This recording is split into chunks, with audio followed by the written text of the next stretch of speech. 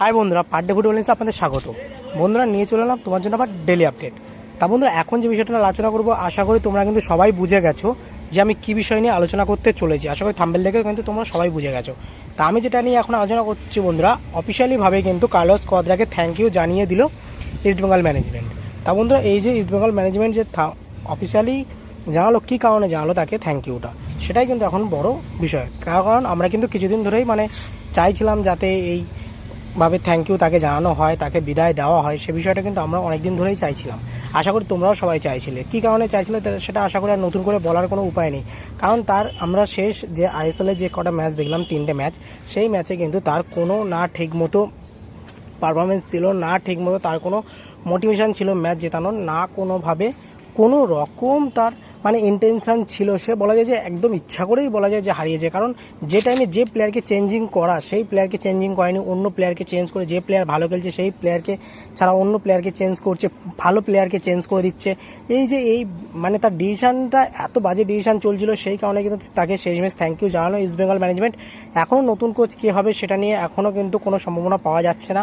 আশা করা যাচ্ছে খুব সম্ভবত আজ বা কালকের ভিতরে কিন্তু আমরা আবার অফিসিয়াল অ্যানাউন্সমেন্ট পেতে পারি যে নতুন কোচ কে হতে চলেছে। তার মধ্যে তোমার সবাই মনে একটাই প্রশ্ন ছিল যে সঞ্জয় সেন দাদা কী খবর।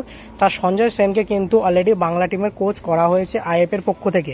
সেইখান থেকে কিন্তু কোনোভাবে আর সঞ্জয় সেনকে আমরা ইস্টবেঙ্গল টিমে আর দেখতে পারবো না বলেই কিন্তু এখনও জানা যাচ্ছে। তা দেখা যাক শেষমেশ কোন প্লেয়ার কোন কোচকে আনে, সেটা কোন দেশের কোচ হয়, সেদিকে অবশ্যই আমাদের নজর থাকবে।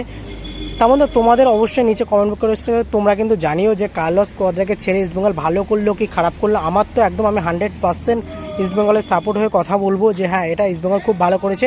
এবং শুধু ইস্টবেঙ্গলে এটা মোহনবাগান টিমকেও করা উচিত। মোহনবাগান টিমের কোচ যে জোসে মলিনা আছে, তাকে কিন্তু ছাঁটাই করে দেওয়া খুব তাড়াতাড়ি দরকার। তা নাহলে কিন্তু টিমটা আরও বরবাদ হতে চলেছে। তাই এবার দেখা যাক যে শেষমেশ এই ইস্টবেঙ্গল যে কাজটা করলো সেই কাজটা কত তাড়াতাড়ি মোহনবাগান ম্যানেজমেন্টও করে, সেই দিকে অবশ্যই আমাদের নজর থাকবে।